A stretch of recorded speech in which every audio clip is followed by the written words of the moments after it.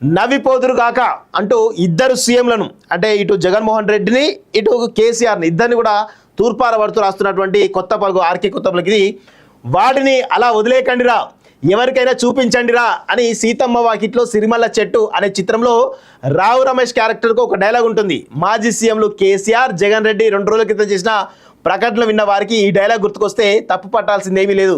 తాను ఓడిపోవడం వల్ల దేశ రైతాంగానికి నష్టం వాటిల్లిందని కేంద్రంలో తన నాయకత్వంలో అబ్కీ బార్ కిసాన్ సర్కార్ ఏర్పాటు చేద్దామనుకున్నానని కేసీఆర్ చెప్పుకున్నారు. నా ఓటమి దేశానికే నష్టమని కూడా ఆయన చెప్పుకొచ్చారు. తెలంగాణలో తాను ఓడిపోయినందుకు మహారాష్ట్రలో రైతులు బాధపడ్డారని అక్కడి నాయకులు తనతో అన్నారని కూడా ఆయన సెలవిచ్చారు. ఈ మాటలు విన్న వారికి కేసీఆర్ మానసిక స్థితిపై సహజంగానే అనుమానం కలుగుతుంది.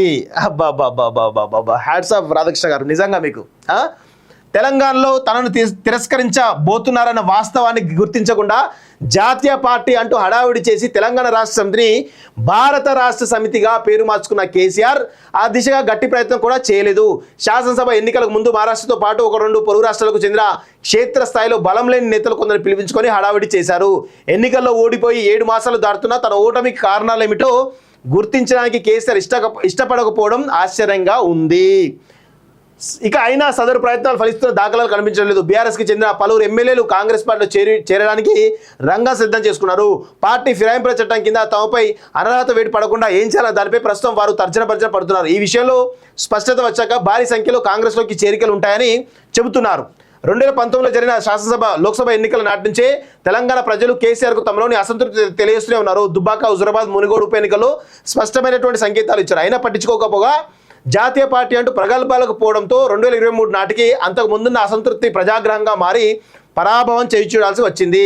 ఎన్నికల ఫలితాలు చూసి హిమాలయాలకు వెళ్ళిపోదామనుకున్నానని వైరాగ్యం ప్రశ్నించిన జగన్ ఈ మధ్య కొంత తేరుకొని ప్రస్తుతం నెల్లూరు జైల్లో ఉన్న మాచర్ల మాజీ ఎమ్మెల్యే పిన్నెల్లి రామకృష్ణారెడ్డి పరామర్శించేందుకు అడుగు బయట పెట్టారు.